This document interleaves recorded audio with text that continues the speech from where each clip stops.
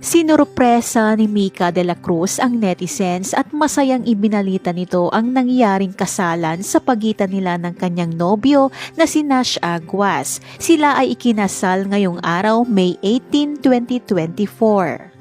Isang garden wedding ang nasabing kasal at ginanap ito sa Adriano's Events Place and Prayer Garden sa Tagaytay. Isang IG post ang ibinahagi ni Mika sa kanyang social media accounts kung saan makikita siya habang naglalakad sa aisles.